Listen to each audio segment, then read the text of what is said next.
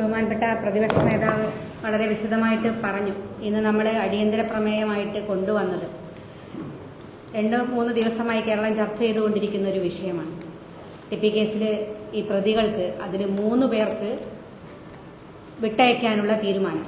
ബഹുമാനപ്പെട്ട ഹൈക്കോടതി 27/2/24 വളരെ കൃത്യമായിട്ട് അപ്പീൽ വിധി പറഞ്ഞത് 20 വർഷത്തേക്ക് ഒരുവിധ റെമിഷൻസും പാടില്ല എന്ന്, അതുപോലെ തന്നെ ഇരട്ട ജീവപര്യന്തമാക്കുകയും ചെയ്തു.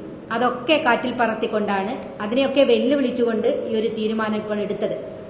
അത് 25/11/2022 സർക്കാർ ഉത്തരവ് പ്രകാരമാണ്. 3/6/2024 ഒരു കത്ത് പ്രകാരം ജില്ലാ ജയിൽ സൂപ്രണ്ട് സിറ്റി കമ്മീഷണർക്ക് റിപ്പോർട്ട് ചെയ്തിക്കൊണ്ടുള്ള കത്ത് കൊടുക്കുന്നത്.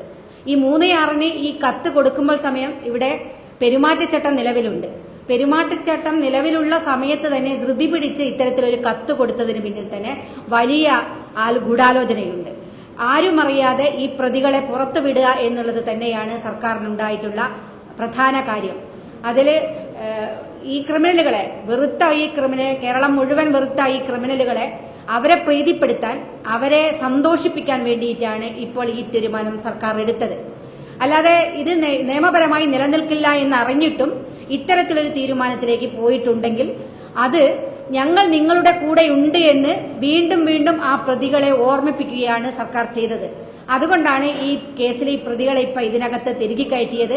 ഇതാരും ശ്രദ്ധിക്കപ്പെട്ടിട്ടില്ലെങ്കിൽ അടുത്ത ആളുകളെ കൂടി ഇതിനകത്തേക്ക് അടുത്ത ഘട്ടത്തിൽ ഉൾപ്പെടുത്താമെന്നുള്ള ആലോചനയും കൂടി ഉണ്ടാകും.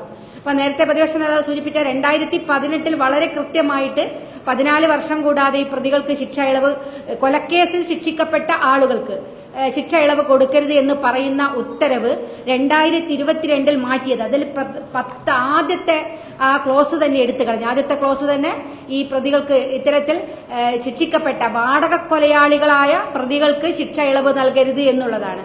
അത് ഇതങ്ങോട്ട് ക്ലോസ് എടുത്തു മാറ്റിക്കൊണ്ടാണ് 2022 പുതുക്കിയ ഓർഡർ ഉണ്ടാക്കിയത്.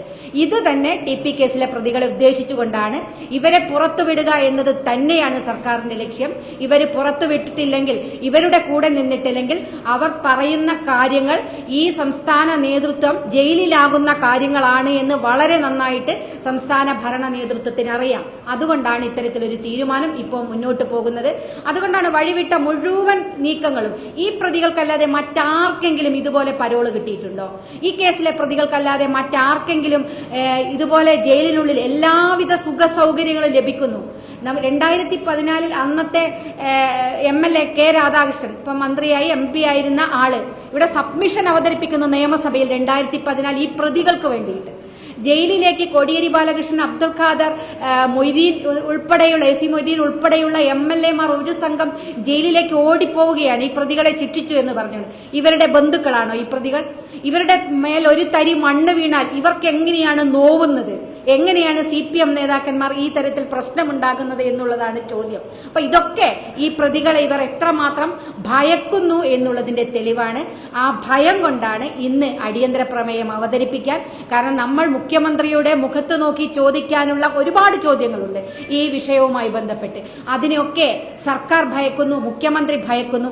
അതുകൊണ്ടാണ് മുഖ്യമന്ത്രി പറയാതെ സ്പീക്കർ പറഞ്ഞത്. അത് തന്നെ ഞങ്ങളോടുള്ള അവഹേളനമാണ്, സഭയോടുള്ള അവഹേളനമാണ്, ജനാധിപത്യ കേരളത്തോടുള്ള അവഹേളനമാണ് ഈ സർക്കാർ നടത്തിയിരിക്കുന്നത്. ഇതിനെതിരെ അതിശക്തമായി, ഇനി വിട്ടയക്കാനാണ് നീക്കമെങ്കിൽ അതിനെതിരെ അതിശക്തമായി ഞങ്ങൾ മുന്നോട്ട് പോകുമെന്ന് തന്നെയാണ് തീരുമാനിക്കുന്നത്. ഈ വിഷയത്തിൽ ഗവർണറെ കാണാനും കൂടി തീരുമാനിച്ചിട്ടുണ്ട്.